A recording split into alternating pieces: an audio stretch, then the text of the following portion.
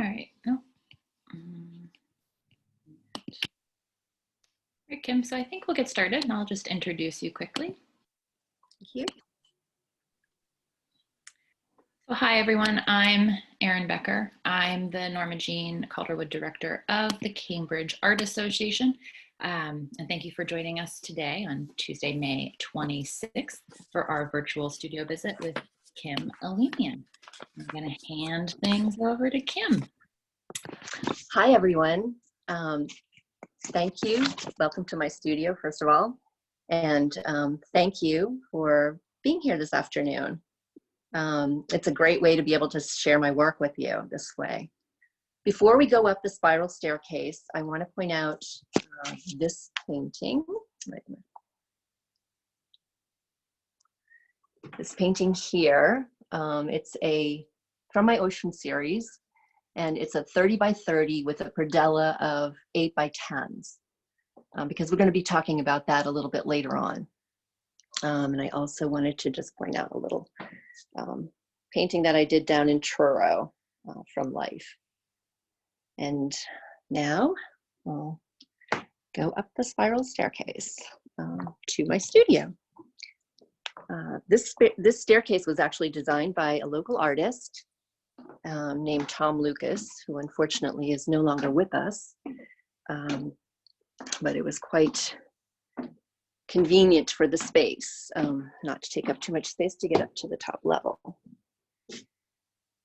And this is my studio space. On the right here, I have sort of resource and reference materials. And this is where I create pretty much all of my paintings. I went to Massachusetts College of Art, where I got my BFA. And then I went to Boston University's School of Visual Arts, and I received my master's degree there. My work has been featured in 100 Boston painters. I'll just show you the page briefly, but it was quite an honor to be included in that. And I've also been reviewed in Artscope and other magazines. Just try to stabilize the camera a little bit. Okay, my focus is twofold. I paint still life paintings about light and how it fleetingly transforms a space and its objects. And the other focus, which is quite different, I call ocean. Let's just go up to this painting. This is a painting that I just finished. It's an oil, it's 30 by 40. And I left the setup for you to see. This is basically how, or where I set up my still life paintings. Of course, the tulips have passed now. I paint from life, the still life paintings. And I like to use fresh flora for the paintings because they have a finite lifespan. And it forces me to ramp up my energy to capture them before they're gone. Let's see here. This is a painting that most of these are recent. So this one has no flora, and the fruits that are in the bowl are actually alabaster fruits from Italy that I collected when we were there a number of years ago. My paintings range in size from 6 by 6 to 5 feet. I paint bigger, but I can't get them in and out of the studio space. Let's see. I build them up in layers of oil paint, charcoal lines, pastel, wax markers, and I've been experimenting with cold wax as well. The surfaces are scraped, turned, and reworked. Okay, so I have a painting over here that I'm currently working on. The lilacs are from my garden. And this one I just started the other day. So it's got a long way to go, but this is my palette. I can wheel it around the room. I keep my paints on the drawer underneath,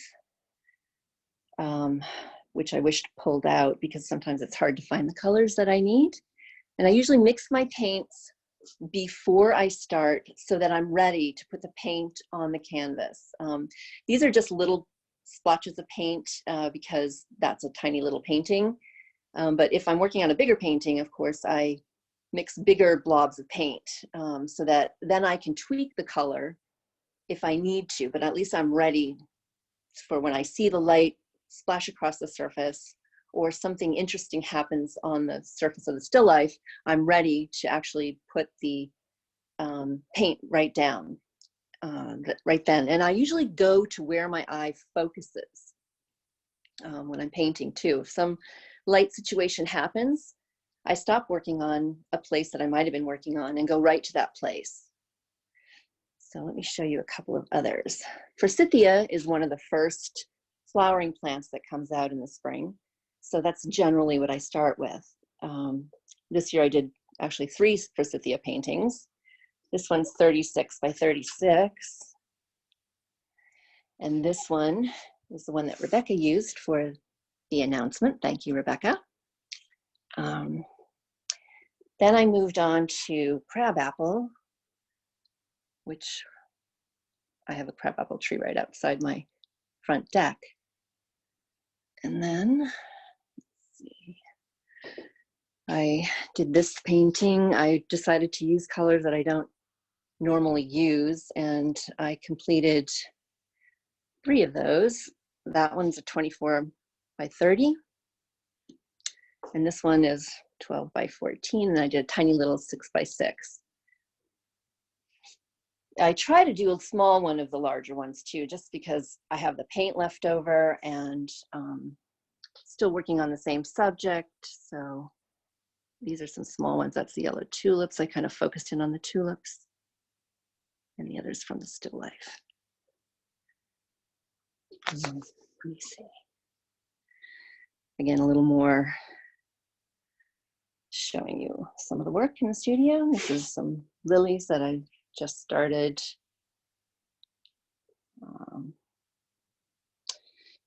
And let's see here. Let's see. So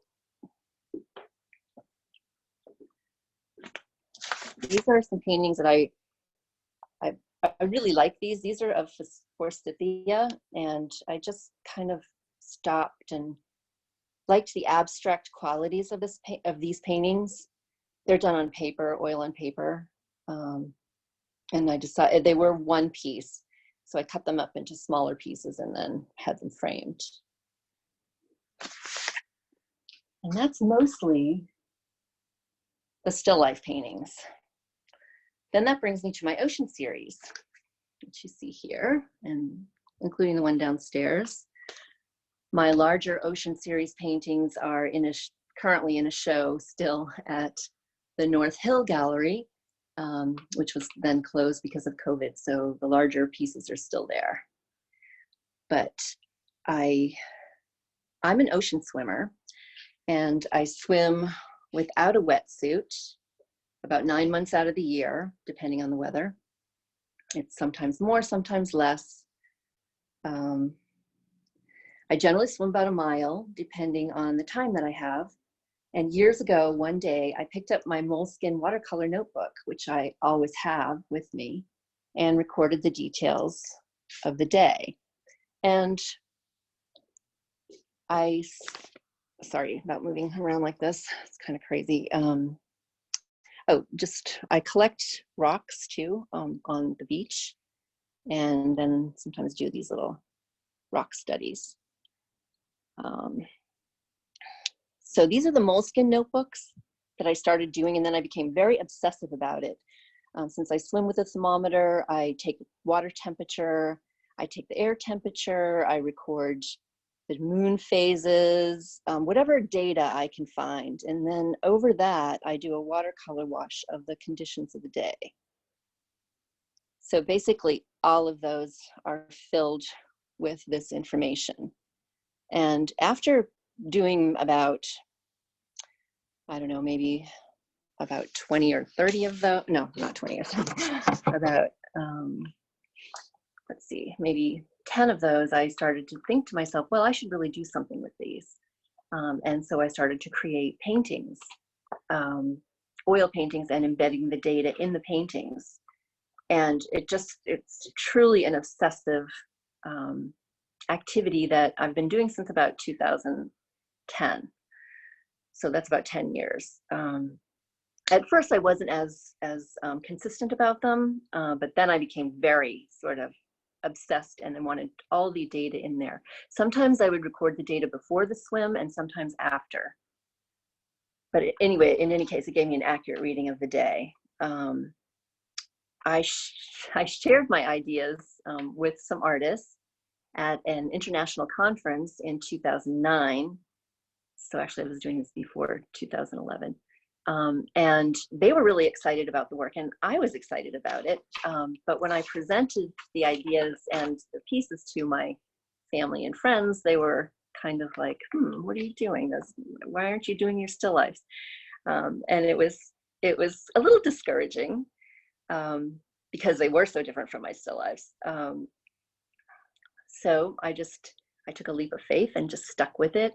It was almost like I had to do them whether or not I wanted to do them. Then there was another transcultural exchange conference I went to in 2015, and I showed this work and I was invited to show my work in the Netherlands. And the show went really well and there was a lot of enthusiasm about the work. That gave me more confidence to continue with it. When I returned, I showed the pieces to my gallerist and she was thoughtful about them and thought they might work in somehow within the gallery, but wasn't quite sure how to pair them with any of the other works because they were even different than what she was showing. But eventually, I kept sending her images and she kept thinking about it. And then finally, in 2018, she paired me with 2 other people and had a great show, which unfortunately I wasn't able to attend, but the works did very well.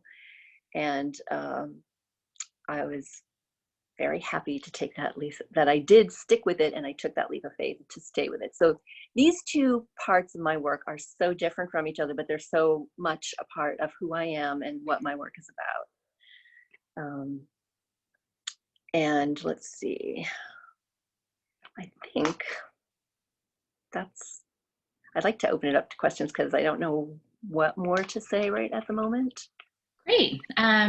So ask away, folks. I just say, Kim, I love seeing those journals and that, you're recording so much data each day. Every time I swim. Wow. So when do you, while we wait for questions to come in, when do you start swimming? Like you said, you swim about 9 months out of the year. When do you start your ocean swimming? This year, because of the weather conditions, it was in March. And I actually, I could have swum in January and February, but I had an injury on my leg, so I had to wait until March. And the water was cold, and I wasn't in there for that long at that period of time because the water was from 38 degrees to, then it started to warm up to 42, and then I could increase my time. So yeah, and then I swim maybe 3 or 4 times a week. 38 degrees. That is brisk. That was cold. So we have a question from Jessica Burko. I'm going to go ahead and unmute you, Jessica. Hi, Kim. Hi, Jessica. How are you? It's so lovely to see your work in your studio.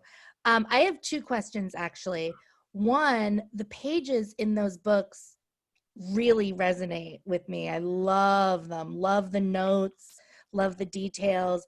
I'm wondering if you've ever considered or if you've ever tried to show just the books in an exhibition. And then my other question is what you paint in the winter, because it all seems so seasonal. The flowers are from your garden, you're inspired by your swimming. So those are my 2 questions.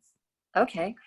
Well, I've had a lot of interest in the books themselves, but I've never shown them. And I think it would be it would be great to show them. I think they'd have to be under cases because of the touching and they're so small, you know.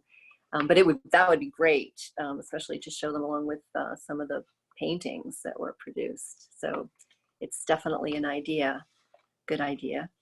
And in the winter, I paint still lifes that they still have flowers. They sell flowers in the shops. I don't always use flowers. Sometimes it's just about interior and light. And I've tried to abstract things even more. So it's more just about the shapes and the light patterns. But I haven't really brought that to where I want it to be yet to show. I mean, I do show them sometimes, but then as I consider them, there's somewhere else that they need to be pushed. So thank you. Okay, great. We have a question from Judith M.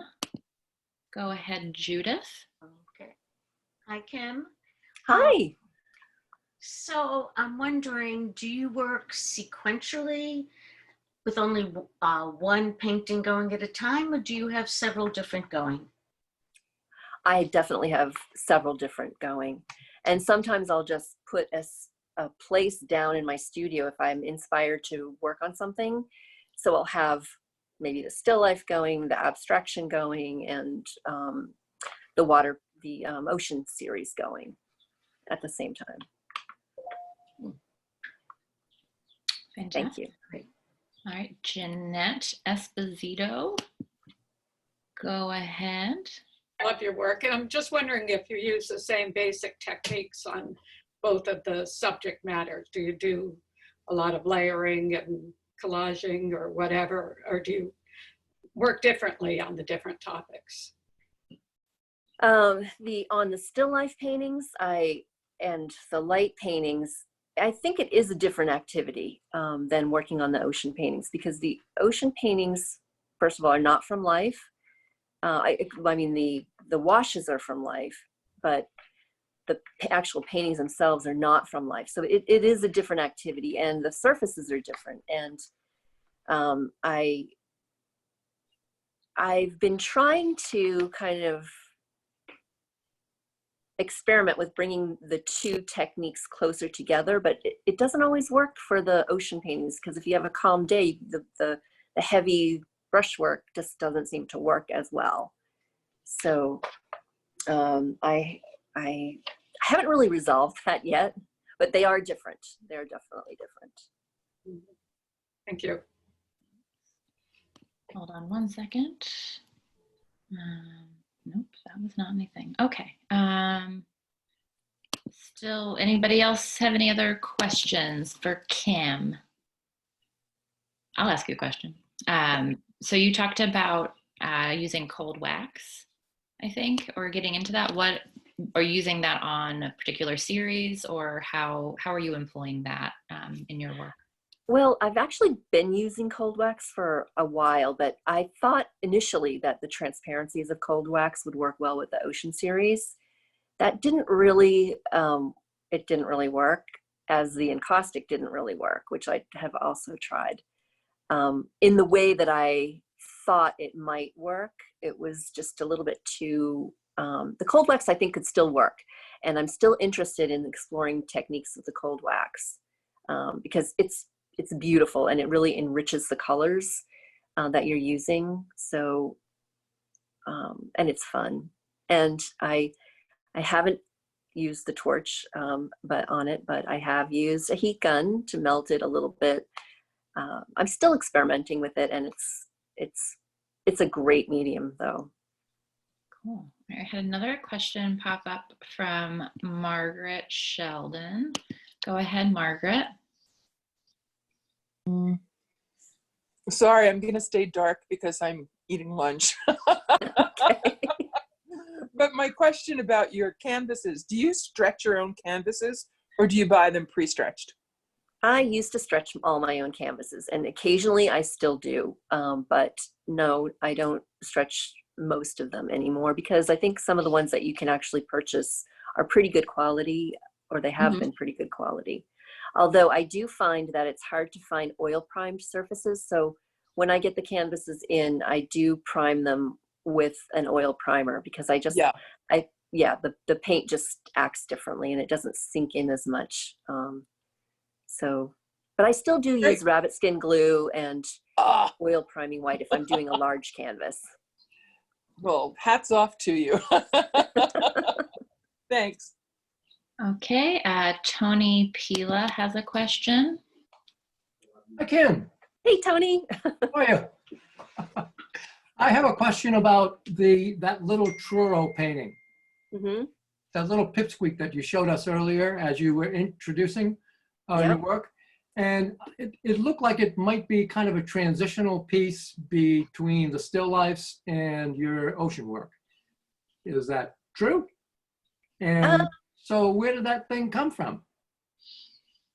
That was actually done a number of years ago, and it was a transitional piece into the way of thinking about applying paint or just kind of reacting to trying paint. But I think I didn't have that in mind as a transition between the still lifes and the ocean series. Yeah, because it seemed to have qualities of both. Yeah, there's a lot of thick, thin paint on it. It was done very, it was a one sitting painting of basically, yeah. So it was very fresh, yeah. That was a simple question. Thank you. I'm trying to think up some others. All right, we have time for more questions. I'm going to start calling on people. Is there anything else? So you're working on some still lives. I guess one question, and this is something that we haven't talked about a lot in our virtual studio visits, but how has all of the coronavirus related stuff in the world, how has that affected your art, or has it at all? Actually, yes, it has, and in a good way, because I've been able to spend more time in the studio working. There aren't any distractions really, and it's actually been really great to just explore some of these ideas that I have, or just some ways of applying paint. And yeah, it's been great. It's been good for creativity. Wonderful. Well, at least that's one silver lining. Yes. It looks like Diane Nelson raised her hand, so I'm going to unmute you, Diane. Oh, hold on one second. There you go. Yeah, I'm just curious. I assume that you live near the ocean if you're swimming that much.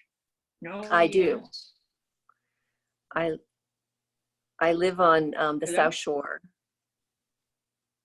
of Boston. Okay. And I swim in Hull and in Cohasset. Oh, okay. I was just curious because of the ocean pictures, but mainly because of all that swimming.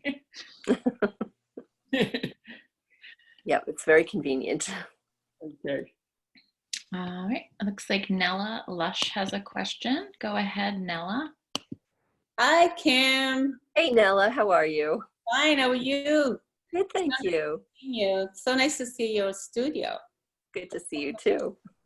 So my question is, do you ever prep your canvases with, I know you do the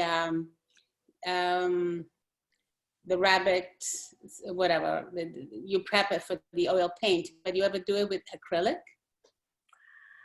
I prefer the oil. I have used acrylic priming, but I find that sometimes the paint sinks into, somehow it sinks into the acrylic and it doesn't stay on top. So the darker colors seem to lose their depth. That's the experience that I've had. They've kind of faded out, and I think it's because of the surface, because it doesn't seem to happen with the oil primed canvases. So that's why now I prime any canvas I get, even if it has an acrylic ground as it comes in, I prime it with oil primer. Okay, so you still do that, yeah. Yeah, yeah. I use the golden flow, so it's in water just to stain it. Oh yeah. And I don't have any problem with that. Oh good. Oh, that's good to know. It's always good to experiment with different grounds for sure, because the paint acts differently on different surfaces. Yeah. Well, it's so nice seeing you in your studio. Thank you, Nella. We had to wait for Zoom, right? Right. All right, we have a question from Deb Baskin. Go ahead, Deb. Put on your glasses. Yeah, you. Yeah, my question is, what do you look at for inspiration in terms of other types of art and artwork, and what are your favorite, who are your favorite artists? So I have a number of favorite artists, and I'll just give you like the top few. So Veronese was really important to my work because when I visited, when I visited Venice in 2009, seeing those huge, beautiful paintings that he did in the Academia, they blew my mind. The colors, the beautiful colors, and mainly the structure. And the structure of a lot of the early Italian painters really spoke to me. And I think I've always kept that kind of structure thing, because when I got back, I started to explore structure in paintings and kind of break it down to those essentials. And then some of my other favorites are, of course, Cézanne, who was so important in the development of Cubism and sort of abstraction, because he was doing very abstract paintings. And my teacher, George Nick, when I was at Mass College of Art, spoke a lot about Cézanne. So that was kind of embedded into me. And then Matisse, of course, he's one of my big heroes, Matisse. I look a lot at his paintings. I try to go to every show that I can of his paintings. And when the Bay Area Figurative book came out in the late 80s, well, I was studying at BU at that time, and I was so excited by their brushwork, David Park, Elmer Bischoff, and of course, Richard Diebenkorn. So Diebenkorn also became a big hero, and it turns out that Diebenkorn also really, really loved Matisse's paintings. He collected every bit of literature on Matisse that he could. And you know, it's really interesting because Matisse changed throughout his life. His focus and what he did for work kept evolving. Same with Diebenkorn and a number of other artists. And that always interested me too. So those two were very important. And still are. Those are like my icons, I think. But I also like paintings by, I have like a bunch of them, like Anselm Kiefer, and just the way he throws all this stuff on it, and some of the beautiful colors that he uses, but also his powerful subject matter. I like de Kooning. De Kooning is just amazing with his experimental, and I especially love his pastoral scenes. Let's see, Mark Bradford was an eye-opener for me. Contemporary painting, really fun. Yeah, I saw his show, the show that they put on at the ICA a few years ago, and I swear I went back 3 times. It excited me that he was involved in not only making these incredible paintings out of sort of Google Maps and just junk that was around, well, not junk to him, but junk to most people, that he was into video and just all of these things, and he brought them all together. That was very exciting. So it also gave me freedom to say, okay, I'm not one-dimensional. I have a lot of different dimensions to what I want to do too. So he's somebody that I talk about in my teaching when I teach classes too. Joan Mitchell, I love her work. Her work is amazing. So those are probably, I'm just looking at some of the books that I have around here. I do refer to them, you know, when I want to explore something. I'm starting to look at Motherwell again, which I kind of left behind, and starting to look at some of his collages and just reading about what he was trying to do, especially, you know, in Provincetown with those paintings that he did about trying to get the energy of the ocean onto the canvas. I found that very exciting too. So I don't know if I hope that answers your question. That's really helpful. I think our libraries would be very similar. That's great. Thank you. Thank you. Great. So we are at 1 o'clock. I'm quickly going to share my screen. So if you want to learn more about Kim, you can visit her website, which has now appeared on your screen, kcalemian.com, or give her a follow on Instagram. Do you post on Instagram, Kim? I do regularly, yes. That might be an interesting place to post some of your sketchbook work as well. Oh, yes. Yeah. To share that on Instagram. So give Kim a follow. I'm actually trying something new today.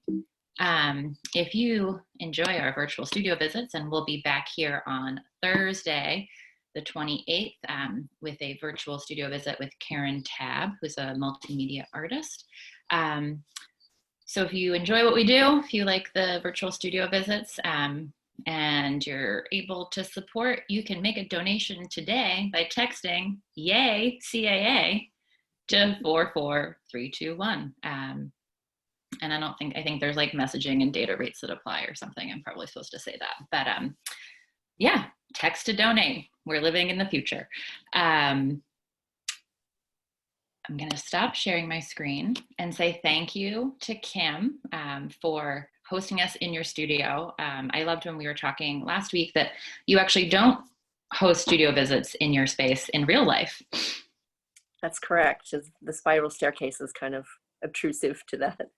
Yeah. And I want to again thank you for this opportunity. This was really it was great to be able to do this. Wonderful. Well, I'm glad that you're being productive in the time of COVID. And this was recorded. It will be posted on YouTube sometime soon. And I'm just going to go ahead and unmute everybody and say thank you so much, Kim, for spending time with us today. Thank you. Thank you. Thank you all for being here. Thank you. That was great. Yeah. Thank you so much. See you around campus. Yeah. And Okay. thanks, Erin. Sure. Lovely work. Thank you, Erin, again. Beautiful work. Thank you so much. Thank you, Jennifer. Thank you. Bye, thanks. Thank you. Thank you. Yes. Thank you. Beautiful work. Thank you. Yes.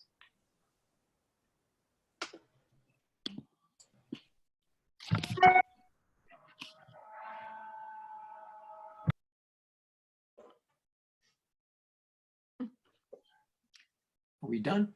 We're done. We're done. I'm just waiting for everyone to leave. And Kim, I will share the chat with you. There's lots of very nice comments in there about your work. So Thank you. I'll Thanks, send it Erin. to you once we say goodbye. So Okay, goodbye. I'm going to say goodbye now. Bye. Okay.